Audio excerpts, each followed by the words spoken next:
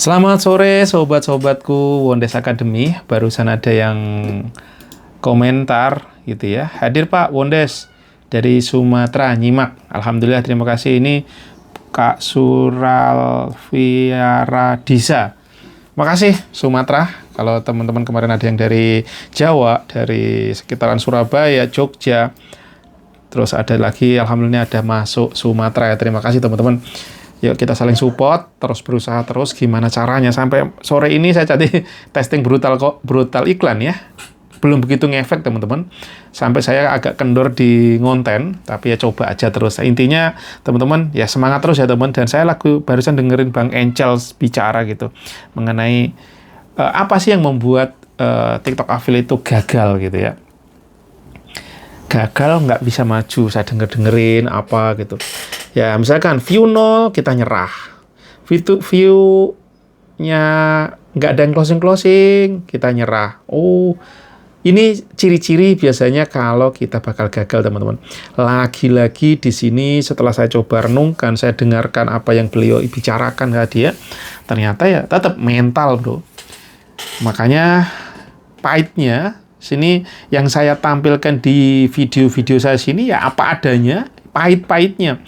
Kalau teman-teman banyak yang clickbait ya di YouTube bahwasanya bisa memberikan ratusan juta, jutaan jadi affiliate. Tidak semudah itu, teman-teman.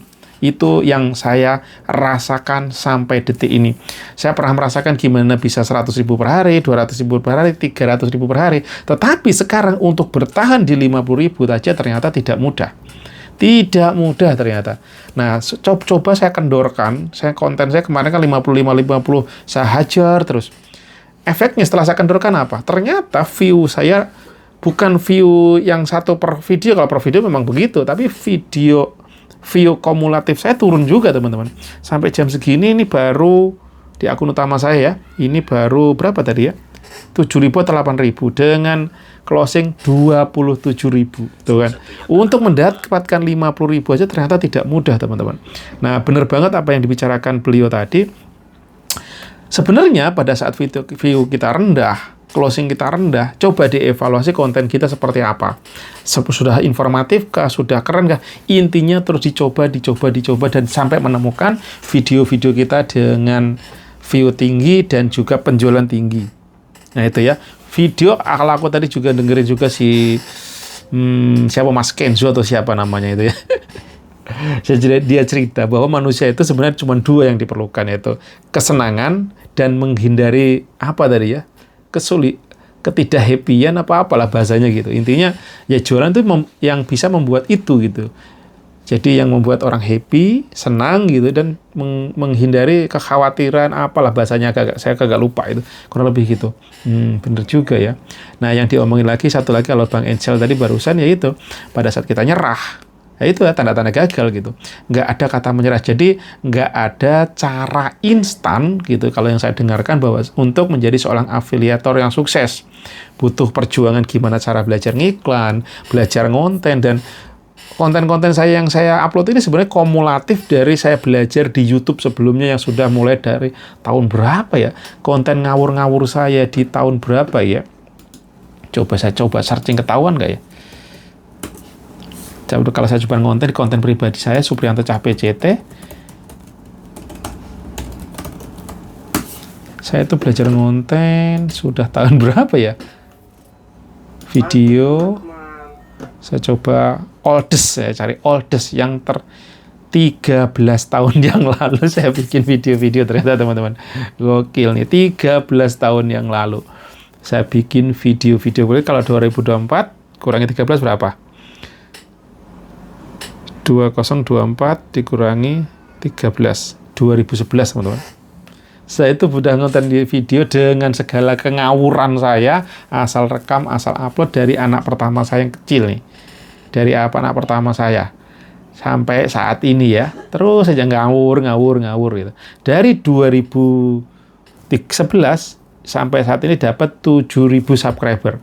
Itu sangat lambat sebenarnya teman-teman, sangat lambat. Nah, kalau mungkin tanya Mas pasir putih ya, burung itu, beliau sekarang udah 22.000, itu belum lama kan beliau gitu kan. Sedangkan saya 11 dan hasilnya aja masih seperti ini gitu.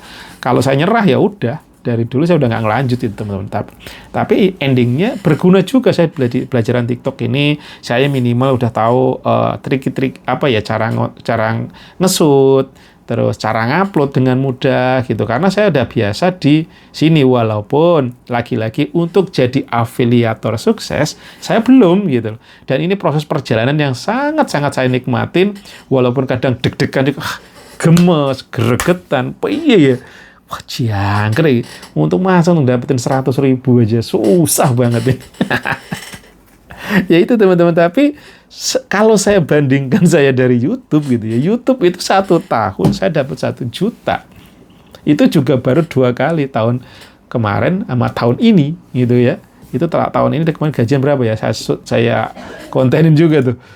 Gajian itu di akun utamaku, di Supriyanto Cah PCT, kayak di channel TikTok yang utama juga namanya gitu ya. Itu saya gajian bulan apa kemarin? Belum lama sih ini gajian 2024 nih. Kayaknya 1,4-an. Bayangkan. 11 tahun gajian 2 kali ya. Gendeng. Nah, tapi bersyukurnya saya bawa fun aja, karena memang di situ saya buat dokumentasi dan proses pembelajaran. Tetapi nyata ada efeknya, benar-benar 11 tahun konten yang tadinya asal ya dulu mungkin sebulan sekali, setahun sekali, nggak tahu, saya lupa ya. Tapi efeknya sekarang ya di TikTok udah mulai ya aman gitu, maksudnya ada impact-nya juga, walaupun ya masih saya jadi seorang konten di TikTok affiliate-nya belum bagus lah menurut saya. Merasa gila, ini gimana ya, video seperti apa yang saya bisa, orang saya kadang ngomongnya masih gori-gori juga gitu di TikTok affiliate ini teman-teman, karena kan bahasanya beda di YouTube sama di TikTok affiliate itu kan beda ya. Kalau di TikTok kan benar-benar kita hard selling, jualan, sedangkan saya dulu belajar di Facebook ads itu selalu soft selling, bahkan covert selling. Nah, apalagi itu, makhluk apalagi, silakan dicari ya teman-teman. Intinya ya butuh konsistensi, butuh perjuangan, gimana menemukan gaya konten yang disukai dan menjual. Tidak cukup disukai, yang lebih urgent gimana cara membuat konten yang menjual, yang mendapatkan penghasilan. Sebenarnya itu kalau saya coba rangkumkan dari Mas siapa tadi namanya, Kenzo atau siapalah, saya takutnya salah nih, tapi ya intinya itu teman. Jadi gimana caranya kita bikin video sekeren-kerennya, sebagus-bagusnya, dan yang penting menjual. Kalau sudah menjual, view-nya insya Allah bagus. Tapi kalau view-nya tinggi, belum tentu menjual. Dalam hati, benar juga ya. Nah, lagi-lagi kalau saya tadi di Bang Ensels ngomong, yaitu nggak boleh nyerah. Nggak ada cara instan ya teman-teman. Kita belajar bikin konten biar bagus saja, itu butuh repetition unlimited kalau bagi saya. Nah, saya dari 13 tahun bikin video loh, gendeng, ternyata saya baru sadar juga. Dulunya cuma main-main, sampai lama-lama saya pening juga pada saat dapat komplain, wah mas videonya oleng-oleng, ditontonnya nggak enak banget. Duh, dalam kapan beli GoPro? Kapan beli DSLR? Saya beli DSLR, beli GoPro, beli lighting, hasilnya masih zonk juga. Jangkrik apalagi nih. Dan akhirnya saya memutuskan sampai beli HP ini gitu ya, untuk konten. Jadi proses perjalanan teman-teman, ya intinya nggak ada cara instan. Kayak kita hidup di dunia nyata sebenarnya teman-teman ya. Untuk kita mendapatkan 100.000, 200.000 kan butuh perjuangan. Tetapi pada saat udah tahu jalannya, ketemu jalannya, wow, istimewa. Tapi perihnya inilah yang menuju OTW ke destinasi endingnya ini kan yang perlu perjuangan yang nggak mudah. Perlu tahan banting, perlu kuat di depan laptop. Apalagi teman-teman yang live, kemarin saya ngobrol ke Mas Yuda apa ya kemarin yang di Tuban ya. Beliau tadinya nge-live, terus sekarang lebih memutuskan untuk jadi VT. Kenapa saya tanya? Karena live itu berat katanya. Berat banget. Beliau sudah 2 mingguan, bagus itu live bisa dapat 800-an kata beliau. Saya akhirnya pindah move, lebih memilih coba ke VT, video TikTok, karena lebih enteng katanya. Katanya kalau mau take sekali 100 pun bisa. Wah, crazy lagi. Bilang, yo. Moga aja sukses teman-teman. Itu belajar dari teman-teman juga. See you. Pokoknya jangan nyerah ya teman-teman. Ayo kita jangan nyerah. Saling menguatkan. Yo. Nggak peduli usia kita tua, muda. Yuk kita sama-sama belajar.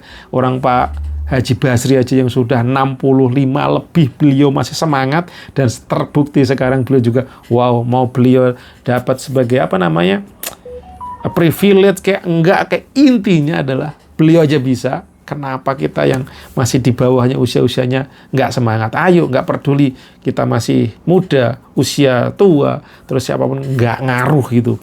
Saya kalau teman-teman mungkin ada yang ngelihat si Bang siapa tuh yang dia 50 tahun sekarang, kantornya tadinya kerja sebagai seorang direktur apa kalau nggak salah, ternyata dia keluar kerja gara-gara beliau jadi mualaf, terus dia kacau kenapa lah ekonominya gitu, sampai dia dibantu orang tua dia bawa, bayangin di usia-usia 50 kenapa begitu, aduh, rasanya gimana. Dan ternyata beliau sekarang menjadi seorang TikTok affiliate, dan karena pengalamannya seorang itu di move ke sini akhirnya ketemu juga jalannya, ya sekarang beliau bisa mendapatkan berapa kemarin di share GMV-nya itu di kisaran mungkin 400-500an juta sebulan, berarti 20-30 dapat itu dari situ. Tapi itulah perjalanan kehidupan, nggak semudah itu. Tapi nyatanya yang usia 50 aja masih semangat, dan ternyata terbukti bisa lah. Kita jangan nyerah teman-teman. Yuk, semangat. See you. Assalamualaikum warahmatullahi wabarakatuh.